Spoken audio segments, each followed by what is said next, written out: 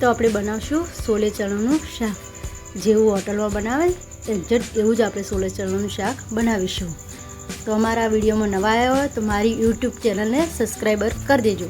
તો તે માટે છે ને મેં ચણા પલાળીને લઈ લીધા હતા કુકરમાં. આપણે ચણા છે ને રાતે પલાળવા તો રાતે ને કે દિવસે પલાળો તો 4-5 કલાક સુધી ગરમ પાણીમાં પલાળવા દેવાના. તો જો મારા ચણા સરસ પલળીને તૈયાર થઈ જતા. આપણે હવે ચણાને કુકરમાં બાફા મેલી દઈશું. આપણે ચણામાં થોડું મીઠું નાખીશું. મીઠું નાખવાથી આપણા ચણા જલ્દી બફાઈ જાય છે. એમાં 4 લવિંગ નાખીશું, 2 તમાલપત્ર નાખીશું.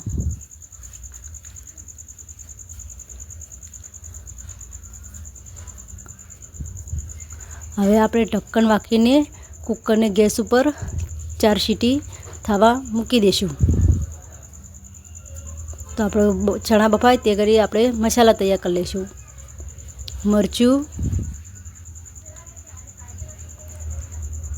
હળદર, ધાણા જીરું પાવડર, હિંગ, કસ્તુરી મેથી, ગરમ મસાલો, બધા મસાલાને આપણે ચમચીની મદદથી મિક્સ કરી દઈશું. હવે આપણે જે એક કુંડી લઈ લઈશું. એ મોટી ચમચી તેલ લઈ લીધું હતું. તેલને ગરમ થવા દઈશું. આપણે મસાલા તૈયાર કરી લઈશું. તજ, એલાચી, તમાલપત્ર, 4-5 લવિંગ. આપણે એમાં લવિંગ એડ કરીશું. તજના લાકડા એડ કરીશું. તમાલપત્ર, એલાચી. આપણે ડુંગળી જે પીસીને તૈયાર કરી તે બધી અંદર એડ કરી દઈશું.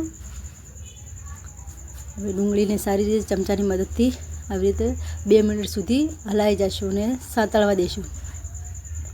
ગેસને આપણે મીડિયમ સાઈડ રાખીશું. આપણી ડુંગળી તરત તૈયાર થઈ જતી. એમાં આપણે આદુ લસણની મરચાંની પેસ્ટ એડ કરીશું. તેને પણ ચમચાની મદદથી સારી રીતે મિક્સ કરી દઈશું ને આવી રીતે મીડિયમ ગેસ ઉપર 2 મિનિટ સુધી થવા દઈશું ને આવી રીતે હલાતા રહીશું.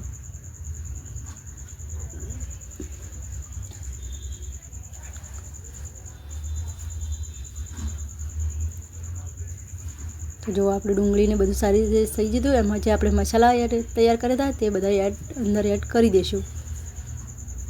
ગેસને આપણે મીડિયમ સાઈડ રાખીને આવી રીતે હલાતા રહીશું. એટલે કે આપણા મસાલા બળી ના જાય તે માટે આવી રીતે ધીમે ધીમે હલાતા જ રહેવાનું છે. એટલે કે આપણા મસાલા સારી રીતે મિક્સ થઈ જશે. તો આપણે આવી રીતે હલાતા રહીશું અને મસાલાને પણ આવી રીતે શેકા દઈશું. તો આપણા મસાલા આવી રીતે 2 મિનિટ સુધી શેકાઈને તૈયાર. એમાં થોડું પાણી વેડીશું. પાણી વેડીને પણ આપણે આવી રીતે હલાવી દઈશું. એટલે કે આપણા મસાલા બધા સારી રીતે મિક્સ થઈ જાય. તો જો આપણા મસાલા સરસ શેકાઈને તૈયાર થઈ જતા. એમાં જે આપણે ટામેટાની પેસ્ટ તૈયાર કરી હતી તે પણ અંદર એડ કરી દઈશું. ટામેટાની પેસ્ટને પણ આવી રીતે મસાલામાં મિક્સ કરી દઈશું ચમચાની મદદથી. ટામેટાને પણ આપણે 2 મિનિટ સુધી આવી રીતે થવા દઈશું મીડિયમ ગેસ ઉપર અને આવી રીતે હલાતા રહીશું. એટલે કે નીચે દાજે નહીં તે માટે. તો આપણે ટામેટાની ડુંગળીની ફ્રાય થાય ત્યાં સુધી આપણે આપણા ચણા બફાવા મેલ્યા હતા તે જોઈ લઈએ.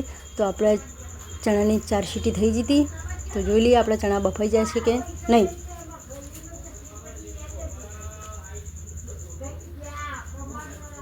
તો જો આપણા ચણા સારી રીતે બફાઈને છૂટા વેરાઈ જાય તેવા બફાઈને તૈયાર થઈ જશે. તો આપણે જે ટામેટાની મસાલા તૈયાર કરે તે પણ સારી રીતે તેમાંથી તેલ છૂટું પડી જાય. એમાં થોડુંક પાણી એડ કરીશું આપણે ચણાનું અને આપણે થોડું ઉકળવા દઈશું. તો આપણું પાણી ઉકળી જાય અને ચમચાની મદદથી હલાવી દઈશું. આપણે ગેસને ફૂલ રાખીશું અને આપણે જે ચણા હતા બાફેલા તે બધા અંદર એડ કરી દઈશું. ચણાને પણ આપણે ચમચાની મદદથી સારી રીતે મસાલામાં મિક્સ કરી દઈશું.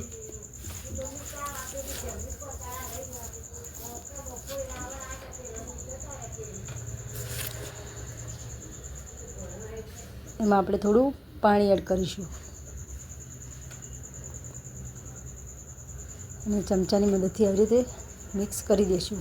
એમાં આપણે જે લીલા ધાણા કટિંગ કર્યા હતા તે થોડા એડ કરી દઈશું. તેને પણ આપણે ચમચાની વડે આવી રીતે મિક્સ કરી દઈશું.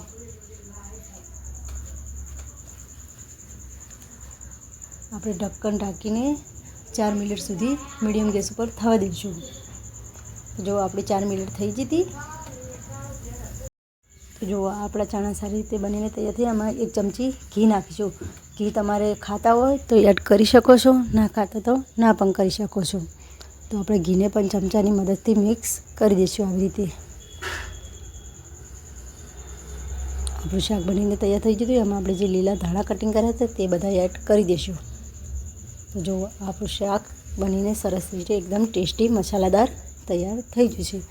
તમે એકવાર આવું શાક બનાવશો તો તમને બહુ ખાવામાં મજા આવશે. તો તમને મારી રેસીપી કેવી લાગી તો મારી યુટ્યુબ ચેનલને સબસ્ક્રાઈબ કરવાનું ના ભૂલતા. જય સીતારામ, જય માતાજી. અને મારા નવા વિડીયોને જોવા માટે મારી ચેનલને સબસ્ક્રાઈબ કરી દેજો.